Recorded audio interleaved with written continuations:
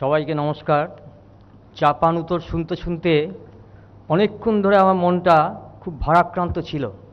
আমি জানি না যে আমরা কোন পথে হেড করছি, কোন পথে আমরা যাচ্ছি। This is not the way. এই পলিটিক্যাল কালচার যেন বাংলায় না থাকে। বিজেপি, টিএমসি, সিপিএমে, কংগ্রেসেরই আকছি, let it be stop forever. আমি এই কথা বলে শুরু করব যে ত্রিগুণা সেনের মতো একজন বিশিষ্ট শিক্ষাবিদ, ডক্টর মৃত্যুঞ্জয় ব্যানার্জির মতো একজন শিক্ষাবিদ যে পদে আসীন ছিলেন, সেই পদে যখন নরেন্দ্রপুর রামকৃষ্ণ মিশন ফেরত, অ্যান্ড্রু ইউলের একজন প্রাক্তন হেভিওয়েট কর্তা এবং Indian institute of social welfare থেকে ম্যানেজমেন্ট ডিগ্রি নেওয়া এক ব্যক্তি ওই চেয়ারে বসলেন, তখন এটা মনে করার সঙ্গত কারণ ছিল হি উইল রেস্কিউ ফ্রম অনিলায়ন অ্যান্ড ফ্রম অচলায়তন prevailing in the Bengal education scenario. সেটা আমরা আশা করেছিলাম এবং আমরা ভেবেছিলাম যে এই বন্ধা দশা থেকে উনি মুক্তি দেবেন। কিন্তু দুঃখের বিষয় যখন দেখলাম যে 3 দফাতে সিবিআই তাকে ইন্টারোগেশন করলেন অড টাইমে, খুব কষ্ট লেগেছিল। তখনও কিন্তু ভাবতে পারিনি যে যেদিন মমতা ব্যানার্জি ক্লারিয়ন কল দিলেন যে বিবেক বড় না বিবেকবান হওয়া বড়, বিবেক আর বিবেকবানের যে কলটা উনি দিয়েছিলেন 21শে জুলাই বিকেলে, তার পরদিন সকালে 14 জায়গায় যে একসঙ্গে সাইমালটেনিয়াস রেইড হবে, that was beyond the conception and imagination of many in Bengal. তারা কেউ ভাবতেও পারেনি যে এরকম একটা ঘটনা ঘটতে পারে। এবং সেই জায়গাতে 21,90,00,000 যে একটা রিকভারি হয়েছে, যেটা মানি লন্ডারিং কেসের নিকৃষ্ট উদাহরণ এই বাংলায়, সেই কেসে মন্ত্রীও কিন্তু ধরা হলো। যে মন্ত্রীর সম্মান আমি এতগুলো অ্যাডজেক্টিভ দিলাম, যে মন্ত্রী, যেটা সুমনবাবু কিছুক্ষণ আগেও বলেছেন, he is not only the second in command. Paschimbanga মন্ত্রিসভায় 3 জন ব্যক্তি ছিলেন যারা মমতা ব্যানার্জিকে নাম ধরে সারনেম বাদ দিয়ে মমতা বলে ডাকেন। One was Subrata Mukherjee, one is still Sobhandeb Chattopadhyay, another is Partha Chatterjee. তো পার্থ চ্যাটার্জি ছিলেন আপনার সেকেন্ড হেভিওয়েট ব্যক্তি, মহাসচিব, শিল্পমন্ত্রী, পরিষদীয় দলনেতা, যাকে ছাড়া বিমান বন্দ্যোপাধ্যায় কানা বোধ করবেন নিজেকে বিধানসভাতে, এবং যিনি শৃঙ্খলা রক্ষা কমিটির চেয়ারম্যান। সেই লোকটা যখন এই রকম কাজের মধ্যে লিপ্ত হয়ে যায়, আমি এখনও বলছি, আই বিং এ পুলিশম্যান আপনাকে বলছি, এখনও কিন্তু ওনার গিলটা কানেক্টেড হয়নি এবং এস্টাবলিশড হয়নি। It's still in the process. তবুও কিন্তু আমি আপনাকে বলছি, যেভাবে ইডি মানি লন্ডারিং কেসের ট্রেল ধরে ওনাকে জেলে পুরেছে, তাতে আমি এইটুকু বলতে পারি যে সিবিআই আর ইডির মধ্যে অনেক তফাৎ আছে। ইডি যখন ধরে তখন কিন্তু তার, আপনি জানবেন যে বেল পাবে না, এবং যত সম্পত্তি তার নামে আসবে, নাম ধাম যেখানে পাবে, সমস্ত সম্পত্তি কিন্তু অ্যাটাচ করবে, কনফিসকেট করবে। এবং সেটা ওই আপনার ওর পারভিউর মধ্যেই পড়ে, অফিসারের অ্যাসিস্ট্যান্ট, মানে এডি র্যাঙ্কের অফিসারই কিন্তু ওটা করে দেবে, ওই জন্য কোনো কোর্টের পারমিশনও লাগবে না। এই যে জায়গাটা, এই জায়গাটা খুব ভয়ঙ্কর। এই জায়গাটা আগে আমাদের ছিল না। আমাদের আকছি বন্ধ করে এই পলিটিক্যাল কালচারের দিকে আমি একটু নজর ঘোরাবো আপনাদের। এবার আপনাদের বলি যে মমতা ব্যানার্জি বঙ্গবিভূষণ এবং গতকাল যে একটা বিরাট সম্মাননার ব্যাপার ছিল, সেখানে উনি ম্যাক্সিমাম টাইমটা স্পেন্ড করেছেন এই ব্যাপারটা, এই আকছিতে। আমার মনে হয় she is very much disturbed. তার মেন্টাল এগোনিটা এত পর্যায়ে চলে গেছে যে তিনি ওই গুণীদের গুণকীর্তন না করে এই আকছি ব্যাপারটাই কিন্তু হাইলাইট করেছেন বেশি। মনে করার সঙ্গত কারণ হচ্ছে শি ইজ দি মানে হেড অফ দি স্টেট, এই স্টেটের প্রধান। এবং আমি ব্যক্তিগতভাবে বিশ্বাস করি যে পশ্চিমবঙ্গের চিরকালের জনপ্রিয়তম মুখ্যমন্ত্রীর নাম হচ্ছে বিধান রায়। পশ্চিমবঙ্গের আগামী এই 75 বছর সব আগামী যত দিন আসবে, সেখানে কিন্তু মাস বেস এবং পপুলারিটির দিক থেকে কিন্তু যে 2 জন মুখ্যমন্ত্রী দাবিদার থাকবেন, 1 নম্বরে আছেন জ্যোতি বসু, 2 নম্বরে আছেন মমতা ব্যানার্জি। এবং মমতা ব্যানার্জি 1984 সাল থেকে 2010 অবধি she is the champion of the oppressed in the real sense of the term, এর মধ্যে কোনো সন্দেহ নেই। আমরা তাকে নিয়ে যতই ব্যঙ্গ করি, তার ওই চটি পরা এবং সাদা আপনার থান পরা ওই চেহারা, এটা মেনটেন করাও কিন্তু ডিফিকাল্ট, লাইক যেটা গান্ধীজি করতেন, আমরা নেকেট ফকির বলতাম তাকে। বাট এখানেই কিন্তু প্রশ্নটা আসছে, ম্যাডাম, এই প্রশ্ন আমি আপনাকে করছি কোনো বিদ্বেষ থেকে না। আই এম নট শ্রমিক Banerjee, I am not Srijan Chakraborty, I am not Kunal Ghosh. আমি যে প্রশ্ন করব সেটা হলিস্টিক পয়েন্ট অফ ভিউ থেকে করব, বাংলার একজন সিনিয়র সিটিজেন হিসেবে আপনাকে প্রশ্ন করছি। ম্যাডাম, আপনিও কিন্তু 70-এর কাছাকাছি, আপনিও কিন্তু আর বেশি দিন রাজত্ব করতে পারবেন না। Old age will cover you, আপনাকে কিন্তু নেমে যেতে হবে।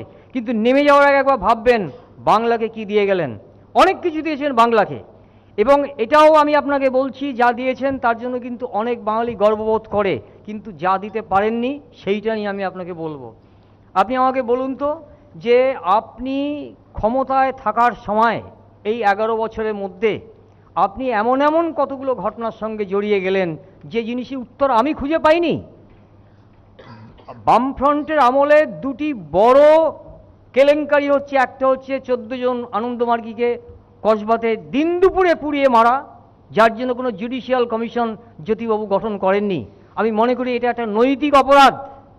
সেকেন্ড হচ্ছে 1993 সালে 21শে জুলাই যখন কলকাতা পুলিশ গুলি চালিয়েছিল, যাতে 13 জন যুব কংগ্রেসের ছেলে মারা গিয়েছিলেন, তখনও কিন্তু জ্যোতিবাবু কিন্তু ওই জুডিশিয়াল কমিশন তৈরি করেননি এবং তৎকালীন সিপিকে কিন্তু সরাননি। এটাও কিন্তু আমি মনে করি একটা মরাল ল্যাপস, এটা ঠিক না। বামফ্রন্ট এগুলো কিন্তু সমীক্ষা করবে আগামী দিনে। এবার আপনাকে বলছি, যে 13 জন শহীদের নাম ভাঙিয়ে আপনি গত 28 বছর ধরে 21শে জুলাই পালন করছেন এবং কদিন আগেও পালন করেছেন, সেই সুশান্ত চ্যাটার্জি, যাকে আমি পার্সোনালি চিনতাম, ভালো মানুষ, হাওড়া শিবপুরের বাসিন্দা, সুশান্তবাবু দুটো হাইকোর্টের জাস্টিস ছিলেন, তাকে দিয়ে আপনি তদন্ত কমিশন করলেন। সেই তদন্ত কমিশনটিকে আপনি বিধানসভায় পেশ করে আপনি টেবল করেছেন, বিতর্ক করেছেন, তার যা রেকমেন্ডেশন ছিল সেগুলিকে আপনি অ্যাকসেপ্ট করেছেন। কেন করেননি? যদি না করে থাকেন তাহলে কেন আপনি সে একটা ওই রিটায়ার্ড জাস্টিসকে দিয়ে একটা কমিশন গঠন করেছিলেন? এর কোনো ব্যাখ্যা কিন্তু নেই। আজকে আমার প্রশ্ন হচ্ছে যে পার্থ চ্যাটার্জির সম্বন্ধে যে জিনিসগুলো আসছে, এটা লজ্জার, নিন্দার। যেটা সুমনবাবু বললেন যে কফিন কেলেঙ্কারিতে আপনি যখন অনেক আগের থেকেই পদত্যাগ করেছিলেন, কেন্দ্রীয় সরকারের চাকরি হেলায় উড়িয়ে দিয়েছিলেন, আজকে আপনি কেন পার্থ চ্যাটার্জি পরেশ অধিকারীকে বলতে পারছেন না, good bye mister Chatterjee and mister Adhikari, step down, নেমে যান, আপনাদের কলঙ্ক মুক্ত হবেন। আবার আমি সুসম্মানে আপনাদের নেব, রাজভবনে নিয়ে গিয়ে আবার শপথ বাক্য পাঠ করাবো। কারণ উনি ভালো করে জানেন যে প্রান্তিক মানুষের জন্য তার যা কাজ আছে, এবং মুসলিম ভোটের যেভাবে উনি সোশ্যাল ইঞ্জিনিয়ারিং করেছেন, তাতে আগামী 10, 20, 25 বছরেও কিন্তু তৃণমূলকে হটানো এই রাজ্য থেকে শক্ত। অপোজিশন আর ডিভাইডেড হাউস, এখানে কংগ্রেস, সিপিএম, বিজেপি কারোর মধ্যে কারো ঐক্য নেই এবং এটা ইউনাইটেড কোনো ফ্রন্টও খুলতে পারবে না। So her regime is intact. হারের পরিবর্তে যদি হিজ রেজিম যদি হয়, অভিষেক ব্যানার্জি রেজিমও যদি আসে, that will be also intact. এটা he knows it quite well. এই শক্তি থেকে এবং নিরঙ্কুশ সংখ্যাগরিষ্ঠতা বলে বলিয়ান হয়ে পার্থ চ্যাটার্জিরা সুপার কনস্টিটিউশন কমিটি ফর্ম করেছিলেন আপনার সেই এর মধ্যে, এডুকেশন দপ্তরের মধ্যে, এবং সেটা করে বাংলার মেধাকে প্রতারিত করেছেন। চিটিং, ফোর্জারি, নিকৃষ্ট কেস হচ্ছে এই কেসগুলো। এইটা যদি প্রমাণ হয়, জানি না সিবিআই কেন অত সময় নিচ্ছে। ইডির মামলা অনেক সময় সাপেক্ষ। ইডিকে ওই মানি ট্রেল করতে গেলে অনেক কিছু কাঠখড় পড়াতে হয়, অনেক কিছু প্রমাণ করতে হয়। এইটা কুণাল ঘোষ অত্যন্ত চালাক মানুষ, আগে এডিটর ছিলেন, এখন নয় জাগো বাংলার সম্পাদকনা করতে গিয়ে পার্সিয়াল হয়ে গেছেন। কিন্তু আমি জানি আমার অত্যন্ত প্রিয় একজন সাংবাদিক, যার কলমের জোর অত্যন্ত বেশি, কিন্তু সেই মানুষটিও কিন্তু আজকে প্রশ্ন তুলছে না। আজকে নারদা কেসে যে 4 জনকে ধরা হলো, সৈয়দ মির্জা একটা কোর্টে মামলা করেছে যে আরও 4 জন যাদেরকে আজ অবধি ধরল না সিবিআই, তাদের সম্বন্ধে কুণালবাবুরা নীরব কেন? তাদের সম্বন্ধে মমতা ব্যানার্জি নীরব কেন? এই প্রশ্নগুলো জনমানসে কিন্তু আসছে। আজকে যখন ঝালদা কাণ্ডে আপনি কেন ওসিকে সরাননি? ও যে ওসি আপনার দলের হয়ে দাবিদারি করছে, কেন তাকে আপনি ক্লোজ করেননি? এইটা কিন্তু ম্যাডাম আমি মনে করি আপনি অনেক দিন রাজকার্য করলেন, আরও করুন, আমি জানি আগামী দিনেও আপনি থাকবেন, কিন্তু মনে রাখবেন রাজধর্ম কিন্তু কঠিন জিনিস। আমি আরও কয়েকটা কথা বলবো, তাড়াতাড়ি শেষ করব সুমনবাবু, আশা করি আপনার বেলের মধ্যেই পারবো। সেটা হচ্ছে মোগলছড়াই থেকে এক দেহাতি মহিলা উঠেছে ট্রেনে, যাবে দিল্লি। ট্রেনে নেমেছে, দিল্লি স্টেশনের জনারণ্যে মহিলা হারিয়ে গেছেন। হারিয়ে গিয়ে ট্রেনের একজন চেকারকে জিজ্ঞেস করছে, বাবা আমাকে একটু আমার ছেলের কাছে নিয়ে যাবে? তখন বলছে কে তোমার ছেলে? বলে আমার ছেলের নাম লাল বাহাদুর। বলে ওরকম লাল বাহাদুর অনেক আছে, ছাড়ো। বলে বাবা আমার ছেলে রেলমন্ত্রী। তখন মাথায় হাত ওর, তখন ওর চুল খাড়া হয়ে গেছে, বলছে বলো কি? বলে তোমার ছেলে রেলমন্ত্রী। তখন লাল বাহাদুর শাস্ত্রীর রেল ভবনে নিয়ে গেছে তার মাকে। এইটা ছিল আমাদের কালচার, এইটা ছিল কংগ্রেসি কালচার, যে লাল বাহাদুর শাস্ত্রী জীবনে কোনোদিন ধুতি, ওই পাঞ্জাবি এবং আপনার ওই গান্ধী টুপি ছাড়া কিচ্ছু পরেননি। একবারই পরেছিলেন পাজামা রাষ্ট্রপতি ভবনে, কুইন এলিজাবেথের সফর উপলক্ষে তাকে পড়তে বাধ্য করা হয়েছিল। তাশখান্তে যখন মারা গিয়েছিলেন রাশিয়াতে, তখন এই জয় জওয়ান জয় কিষাণের প্রবক্তা শীতে ঠকঠক করে কাঁপছিলেন, মদ খান না, মাংস খান না, একদম নিষ্ঠাবান পণ্ডিত মানুষ। শাস্ত্রী তার উপাধি, তার টাইটেল না, তার আসল টাইটেল হচ্ছে শ্রীবাস্তব। আর একটা জিনিস আপনাকে বলবো যে রাজধর্ম সম্বন্ধে, আজ থেকে 2500 বছর আগে বুদ্ধদেবের টাইমে একটা ঘটনা বলে আমি শেষ করব। সেটা হচ্ছে, এটা রবীন্দ্রনাথ ঠাকুরের সামান্য ক্ষতি কবিতা থেকে আমি বলছি, খুব সামান্য অংশ আমি কোট করব। কাশীর রাজার মহিষী বরুণা নদীতে শীতের সকালে চান করতে যাচ্ছেন 100 সখী নিয়ে। চান হয়ে গেছে, প্রচণ্ড শীতে কাঁপছেন সবাই ঠকঠক করে। তখন রানী ফরমান জারি করলেন সখীদের, আমার শীত লাগছে, আমার আগুন জ্বালিয়ে দে। তখন বলছে এখানে কাঠ নেই আগুন জ্বালানোর মতো। তখন বলছে সামনে যা পাস সেটা নিয়ে আয়। আনা গেল না। তখন বলছে দূরে দেখা যাচ্ছে কতগুলো গরিব মানুষের কুটির আছে, ওগুলোকে নিয়ে আয়, ওগুলো জ্বালিয়ে দে। সেগুলো জ্বালিয়ে দিয়ে রানীর শীত নিবারণ হলো। এবার রানী চলে এসছেন, রাজা আবার নিজের নিবাসে চলে এসছেন। তখন দেখতে পাচ্ছেন যে দলে দলে সব গরিব প্রজারা রাজার কাছে এসে তাদের কান্না নিবেদন করছেন।